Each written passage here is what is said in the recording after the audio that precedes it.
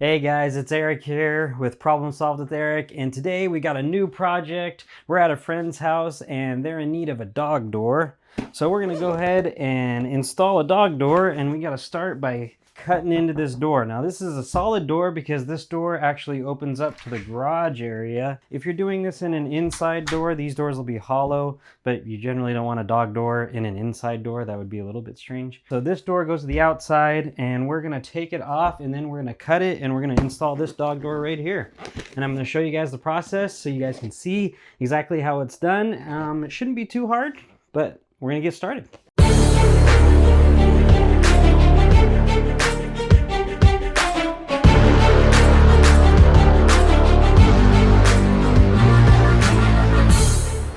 All right, so this door's got spring-loaded hinges. Well, it's got two spring-loaded hinges. If you look right here, this is not a standard hinge. That is a standard hinge up there. So what we're gonna do is we're just gonna remove the screws from this hinge and the bottom hinge down here.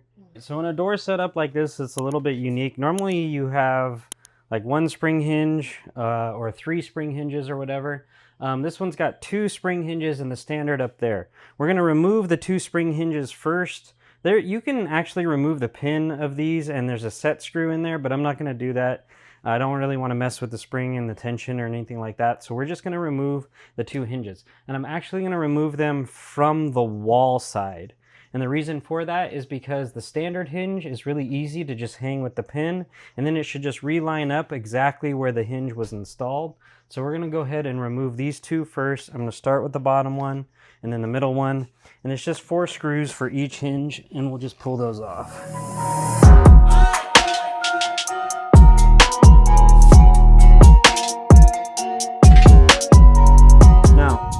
I left one screw in, and the reason why I did that is because there's tension on this. As soon as I remove this screw, this hinge is going to want to snap closed. So you want to be real careful of that. Just be real gentle, or have someone hold the hinge down so it doesn't snap back as soon as you remove that screw. Alright, so this is the other dog door that they have in the house.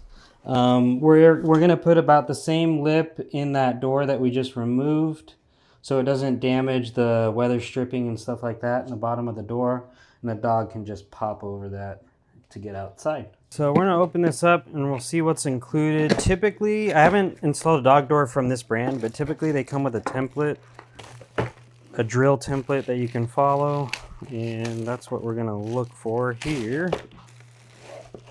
This is the extreme weather, so it's got multiple doors. One of them's insulated, got some weather stripping.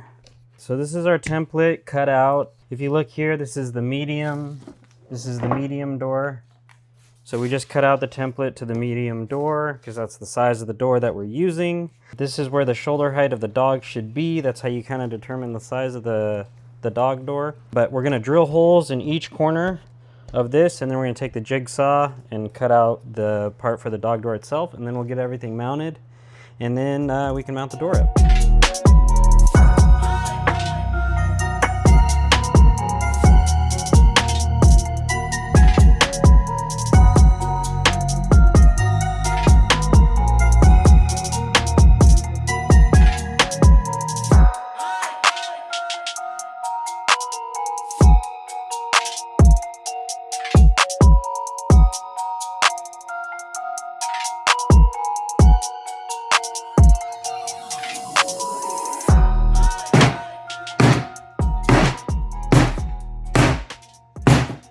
Alright, now that we cut the hole in the door, we can just fit, this is the inside portion, this is the inside of the door, and we can just fit this in here, just to make sure it fits in the hole, and it looks like it does, so we're good there.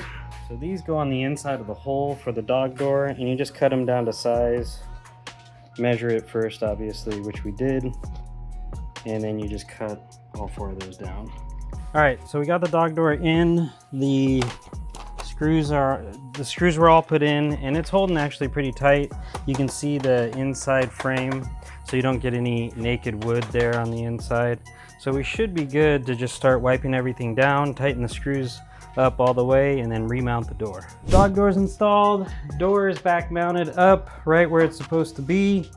And yeah, we're good. We're just cutting off right here. Just gotta cut off, snip off the extra bits for the screw, and then we're all installed. You can actually caulk around the edge to make sure you get a good seal. This is going into the garage, so it's not as big of a deal, but if it was going outside, you would definitely want to seal this. That's a pretty easy job to do. I look a little sweaty because we're out here in Arizona. It's 110 outside and we're working in the garage, but the job is actually not that hard.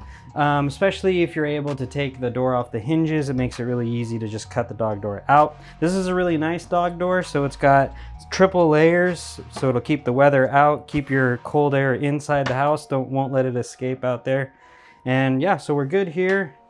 Thank you for joining me for this video. Please like and subscribe, and I'll see you on the next one. Thank you for joining me for Problem Solved.